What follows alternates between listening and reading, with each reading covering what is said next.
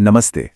आज हम बात करने वाले हैं एक ऐसे व्रत की जिसमें कहानी भी है, विज्ञान भी है और अध्यात्म भी, मतलब तीनों का एक कमाल का संगम। जी हाँ, हम बात कर रहे हैं एकादशी की। और ये सिर्फ कोई उपवास नहीं है, इसके पीछे एक पूरी की पूरी कहानी छिपी है।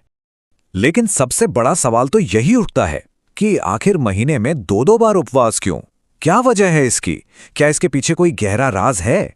चलिए आज इसी को समझने की कोशिश करते हैं। तो फिर सबसे पहले एकदम बेसिक से शुरू करते हैं।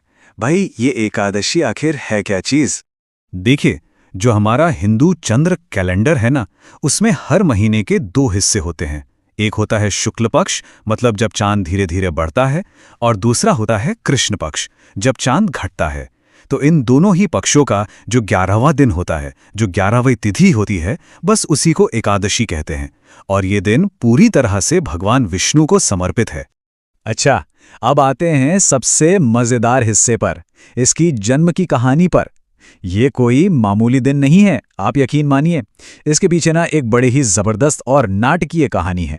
तो कहानी कुछ यूं है कि बहुत पुराने समय में मुर नाम का एक बड़ा ही ताकतवर और अत्याचारी राक्षस था। इतना ताकतवर कि उसने देवताओं को भी हरा दिया और स्वर्ग पर कब्जा कर लिया। अब जाहिर है, देवताओं की मदद के लिए भगवान विष्णु सामने आए और फिर शुरू हुआ एक भयंकर युद्ध। और ये लड़ाई कोई एक दो दिन या साल नहीं चली, बल्कि हजारों साल तक चलती रही। सोचिए, आखिर में इतना लंबा युद्ध लड़ने के बाद भगवान विष्णु भी थक गए और वो बद्रीनाथ में एक गुफा में आराम करने के लिए चले गए। अब मुर राक्षस को मौका मिल गया। जैसे ही उसने सोते हुए भगवान विष्णु पर हमला करना चाहा, तभी एक चमत्कार हुआ। भगवान विष्णु के शरीर से ही एक दिव्य शक्ति, एक देवी, एक कन्या के रूप में बाहर निकली और उन्होंने पलक झपकते ही उस मुर राक्षस का अंत कर दिया। जब भगवान विष्णु की आंख खुली तो वो ये सब देखकर बहुत खुश हुए। उन्होंने उस दिव्य कन्या को वरदान देते हुए कहा, क्योंकि तुम्हारा जन्म 11वीं तिथि को हुआ है, इसलिए आज से तुम्हारा नाम एकादशी होगा। और मैं ये वरदान देता हूं कि जो कोई भी इस दिन पूरी श्रद्धा से उपवास रखेगा, उसके सारे पाप धुल जाएंगे और उससे मोक्ष मिलेगा। और बस उसी दिन से एकादशी व्रत की ये महान परंपरा शुरू हो गई। तो ये तो थी कहानी, लेकिन जैसा मैंने शुरू में कहा था, ये सिर्फ एक कहानी नहीं है। एकादशी के व्रत के पीछे ना गहरे आध्यात्मिक और बड़े ही दिलचस्प वैज्ञानिक कारण भी छिपे हुए हैं। तो चलिए इसके दोनों पहलुओं को देखते हैं। एक तरफ अगर हम आध्यात्मिक नजरिए से देखें तो ये व्रत हमें अपने मन और अपनी इंद्रियों पर काबू पाना सिखाता है, जिससे हमारी आत्मा शुद्ध होती है, भक्ति बढ़ती है। और दूसरी तरफ अगर हम साइंस की नज़र से देखें तो ये हमारे शरीर को डिटॉक्स करने का, मतलब अंदर से साफ करने का एक शानदार तरीका है। हमारे डाइजेस्टिव सिस्टम को थोड़ा आराम मिल जाता है, जिससे हमारा मेंटल फोकस, हमारी एकाग्रता भी कमाल की बढ़ जाती है। और एक और बड़ी दिलचस्प वैज्ञानिक थ्योरी है इसके पीछे। ऐसा माना जाता है कि एकादशी के दिन चांद का जो ग्रेविटेशनल पुल होता है, मतलब गुरुत्वाकर्षण का खिंचाव, वो धरती पर ज्यादा होता है। इसका असर हमारे शरीर के पानी पर और साथ ही हमारे मन पर भी पड़ता है। मन में ना एक तरह की बेचैनी, एक चंचलता बढ़ जाती है। तो ऐसे में उपवास करने से इस मानसिक बेचैनी को बैलेंस करने में, संतुलन बनाने में मदद मिलती है। चलिए अब कुछ और कहानियों की तरफ चलते हैं।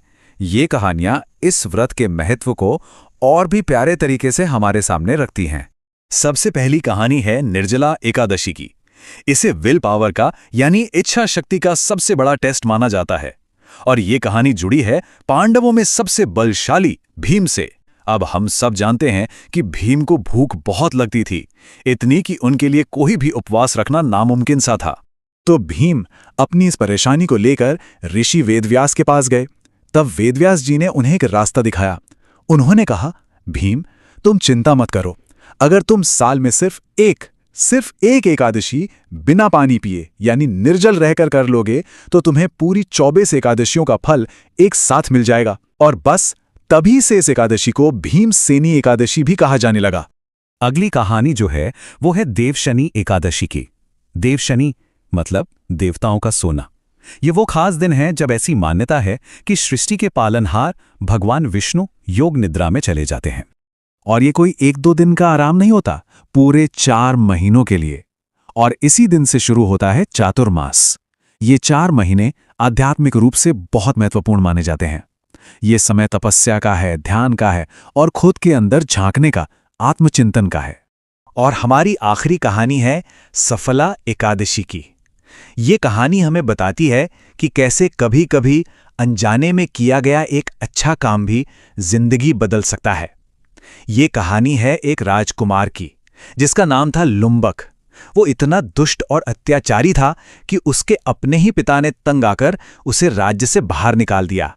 अब बेचारा लंबक जंगल में भटक रहा था, और हुआ ये कि संयोग से एकादशी के दिन उसे खाने को कुछ नहीं मिला, तो अनजाने में ही सही उसका व्रत हो गया। और उस एक दिन के अनजाने व्रत का ऐसा असर हुआ कि उसका पूरा दिल ही बदल गया, उसका हृदय परिवर्तन हो गया। और देखिए, आगे चलकर उसे न सिर्फ अपना राज्य वापस मिला, बल्कि सम्मान भी मिला। ये कहानी कितनी खूबसूरती से बताती है ना कि अच्छे कर्म का फल तो मिलता ही है। तो हमने कहानियां सुनी, विज्ञान को भी समझा, लेकिन इन सब के बाद अब हम एकादशी के सबसे गहरे, सबसे असली मतलब तक पहुंचते हैं कि आखिर सच्चा उपवास है क्या। देखिए, एकादशी शब्द का संस्कृत में मतलब होता है 11। अब ये सिर्फ कैलेंडर की 11वीं तारीख नहीं है, नहीं, असल में ये हमारी 11 इंद्रियों का प्रतीक है। कौन सी 11 इंद्रियां? हमारी 5 कर्मेंद्रियां जिनसे हम काम करते हैं, 5 ज्ञानेंद्रियां जिनसे हम दुनिया को जानते हैं, महसूस करते हैं, और इन 10 के ऊपर 11वां हमारा मन। तो इन 11 पर काबू पाना, इन पर कंट्रोल करना, यही एकादशी का असली मकसद है, असली उपवास है। तो असल में ये व्रत सिर्फ खाने पीने का त्याग नहीं है, ये एक यात्रा है, भोग से योग की ओर। मतलब दुनिया की चीजों में उलझने के बजाय खुद से और परमात्मा से जुड़ने का एक बहुत ही शक्तिशाली रास्ता। तो आखिर में ये पूरी बात हमें एक बहुत गहरे सवाल पर लाकर छोड़ देती है कि असली उपवास शरीर का होता है या फिर मन का। और शायद इसका जवाब इन दोनों को साधने में, इनके संतुलन में ही छिपा है। जरा